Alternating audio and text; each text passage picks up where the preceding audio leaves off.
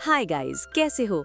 आज का एपिसोड होने वाला है नेक्स्ट लेवल, क्योंकि शुरू होने जा रहा है मेडिकल सेरेमनी कंपटीशन, जहां सिर्फ स्किल्स नहीं बल्कि पावर, इंटेलिजेंस और स्ट्रेटजी सब कुछ टेस्ट होने वाला है। लेकिन असली ट्विस्ट तब आता है जब इस कंपटीशन में एंट्री होती है हॉल ऑफ सोल की। और अगर तुम इस ऑर्गेनाइजेशन को जानते हो तो तुम्हें ऑलरेडी पता है, जहां ये लोग आते हैं वहां कुछ ना कुछ डेंजरस जरूर होता है। तो इस बार ये लोग क्या प्लानिंग लेकर आए हैं? कौन बनेगा डाउची कॉन्टिनेंट का बेस्ट एल्केमिस्ट? और क्या शाओ यान अपने मास्टर के लिए ये कंपटीशन जीत पाएगा? चलो जानते हैं, शुरू करते हैं आज का एपिसोड। पिछले एपिसोड में हमने देखा था कि नॉर्दर्न किंग ने 6 स्टार पर ब्रेक थ्रू कर लिया था और मास्टर अपने पेरेंट्स का नाम क्लैन टैबलेट पर वापस लाना चाहते थे, तो उन्हें मेडिकल सेरेमनी जीतनी होगी। और इसी वजह से शाओ यान डिसाइड करता है वो अपने मास्टर की तरफ से इस कंपटीशन में पार्टिसिपेट करेगा। एपिसोड की शुरुआत में हम उसी मिस्टीरियस ओल्ड मैन को देखते हैं जो लास्ट एपिसोड में आया था। वो आते ही याओ दान को प्रोवोक करता है, जैसे उसे पूरा कॉन्फिडेंस हो कि आज कुछ बड़ा होने वाला है।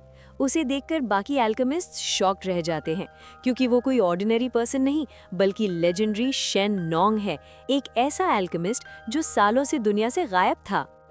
तभी एंट्री होती है एक और डेंजरस प्लेयर की, हुन जियू जी, हॉल ऑफ सोल से। और जैसे ही वो आता है पूरा माहौल टेंस हो जाता है, क्योंकि उसकी रेपुटेशन ही काफ़ी है लोगों को डराने के लिए। वो ओपनली डिक्लेयर करता है कि उसे भी बेस्ट एल्केमिस्ट का टाइटल चाहिए। और यहीं से शुरू होती है माइंड गेम्स और प्रेशर की असली बैटल। शाओ यान उसे तुरंत पहचान लेता है और बिना टाइम वेस्ट किए उसे कन्फ्रंट भी कर देता है। उसकी एक ही बात क्लियर होती है कि जो अपने मास्टर और एंसेस्टर्स को बिट्रे करे वो रिस्पेक्ट डिजर्व नहीं करता। सिचुएशन एस्केलेट होने लगती है, लेकिन याओ क्लैन चीफ बीच में आकर कंपटीशन ऑफिशियली स्टार्ट कर देते हैं और अब असली मुकाबला शुरू होता है। सभी पार्टिसिपेंट्स अपने फर्नेसेस निकालते हैं और एक एक करके अपने फ्लेम्स रिवील करते हैं। हुन जियू जी का फ्लेम देखते ही सब शॉक हो जाते हैं। वहीं शाओ यान भी पीछे नहीं रहता और लिटिल ई को समन करता है, जिससे रिवील होती है प्योरिफाइंग डिमोनिक लोटस फ्लेम। और यहीं से कंपटीशन नेक्स्ट लेवल पर पहुंच जाता है। अब सभी फुल फोकस के साथ पिल रिफाइनिंग शुरू करते हैं, लेकिन तभी शाओ यान कुछ ऐसा करता है जो किसी ने एक्सपेक्ट नहीं किया था।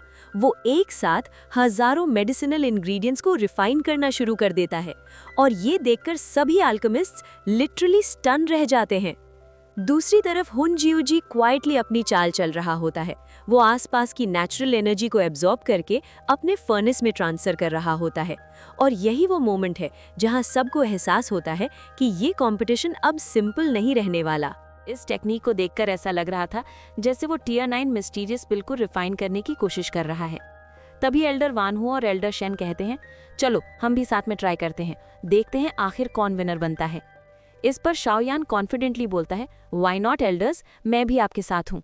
अब सिचुएशन और भी इंटेंस हो जाती है, क्योंकि शाओ यान और बाकी 3 लोग एक साथ टियर 9 मिस्टीरियस पिल को रिफाइन करने लगते हैं।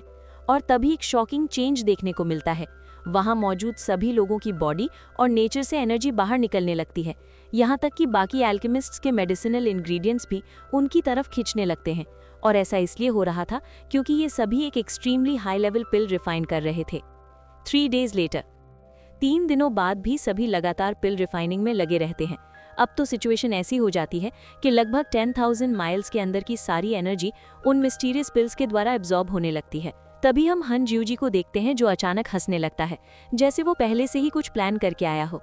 और फिर वो 9 नेदरवर्ल्ड फ्लेम का यूज करके एल्डर शेन, एल्डर वान हुओ और शाओ यान तीनों के पिल्स की एनर्जी एब्जॉर्ब करने लगता है। ये देखकर एल्डर शेन और एल्डर वान हुओ गुस्से में बोलते हैं, हन जियू जी, तुम हमारी मेहनत को इस तरह डिस्ट्रॉय नहीं कर सकते। लेकिन हन जियू जी सिर्फ हंसता रहता है। तभी अचानक लिटिल ई एक्शन में आता है और वो 9 नेदरवर्ल्ड फ्लेम की पावर को एब्जॉर्ब करने लगता है। फिर उसे रिफाइन करके सीधा शाओ यान की तरफ थ्रो कर देता है। शाओ यान मुस्कुराते हुए कहता है, थैंक्स, मैं तुम्हारा हेवनली फ्लेम ले रहा हूँ। ये सुनकर हन जियू जी का गुस्सा फट पड़ता है। शाओ यान, तुम्हारी इतनी हिम्मत कैसे हुई? तभी लिटरली हन जियू जी के पिल को भी उठाकर शाओ यान की तरफ ले जाने लगता है। ये देखकर हन जियू जी कम्प्लीटली शॉक्ड रह जाता है और साथ ही एल्डर शेन और एल्डर वान हुओ भी हैरान हो जाते हैं। लिटरली वो पिल लेकर शाओ यान के पास पहुंच जाता है। शाओ यान थोड़ा कामली बोलता है, लिटरली शायद मुझे इसकी जरूरत नहीं थी। लेकिन तभी हनज्यूजी सीधे शाओयान पर अटैक कर देता है। मैं तुम्हें इसके लिए कभी माफ नहीं करूंगा। तभी एल्डर शेन बीच में आकर अटैक करते हैं और कहते हैं, अब जब तुमने हमारी पिल एनर्जी अब्जॉर्ब कर ली है तो अब थोड़ा हमारी पावर भी फील करो। हनज्यूजी गुस्से में जवाब देता है, ओल्ड मैन, तुम हमारे मैटर में इंटरफियर कैसे कर सकते हो। तभी एल्डर वान हुओ भी फाइट में शामिल हो जाते हैं। मैं भी तुम्हारे खिलाफ हूँ। हनज्यूजी बोलता है, वान हुओ, क्या तुम हन क्लैन से दुश्मनी लेना चाहते हो। एल्डर वान हुओ कॉन्फिडेंटली जवाब देते हैं, मुझे सपोर्ट की कमी नहीं है और मुझे हन क्लैन से कोई डर नहीं।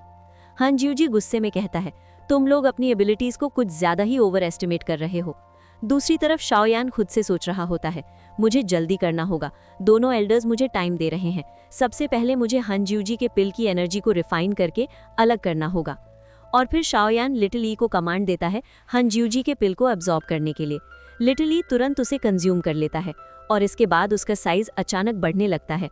वो पहले से कहीं ज्यादा पावरफुल हो जाता है। और इसी के साथ ये एपिसोड यहीं पर एंड हो जाता है। नेक्स्ट एपिसोड में शाओयान फाइनली टियर 9 मिस्टीरियस पिल को रिफाइन करने वाला है और साथ ही एंट्री होने वाली है असली 9 नेदरवर्ल्ड फ्लेम की। इसके बाद जो होने वाला है वो किसी ने भी एक्सपेक्ट नहीं किया होगा। अगर आप नेक्स्ट एपिसोड के लिए एक्साइटेड हो तो वीडियो को लाइक जरूर करना और कमेंट करके बताओ कि आपको ये एपिसोड कैसा लगा। तब तक के लिए बाय बाय।